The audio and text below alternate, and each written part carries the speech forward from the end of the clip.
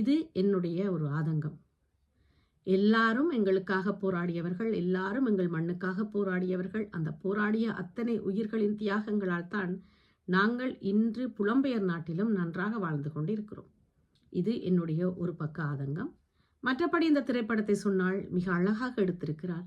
ஈழத்தவர் எடுத்திருந்தால் கூட இவ்வளவு சிறப்பாக இந்த திரைப்படத்தை எடுத்திருக்க முடியுமா என்பது கேள்விக்குறிதான். நடித்தவர்கள் அத்தனை பேரும் சிறப்பு. நான் ஏற்கனவே சொல்லிவிட்டேன், திரைப்படம் சிறப்பு. இது வெற்றி மாலை சூட வேண்டிய திரைப்படம், உலக அரங்குக்கு கொண்டு செல்ல வேண்டிய திரைப்படம். இப்படியான திரைப்படங்களை எடுக்கும் பொழுது தயவு செய்து எங்களுடைய உண்மை வரலாற்று செய்தியை மட்டும் படித்துவிட்டு எடுத்து விடுங்கள். ஓரிருவர் சொல்லும் விடயத்தையோ அல்லது இன்று வரலாற்று செய்தியாக பதிப்பிடப்படும் செய்திகளை மட்டுமோ கேட்டோ வாசித்தோ அவைதான் வரலாற்று செய்தி என்று அறிந்து கொண்டு பிள்ளைகளை விடாதீர்கள். ஏனென்று சொன்னால், எங்கள் மண்ணுக்காக உயிர் நீத்த அத்தனை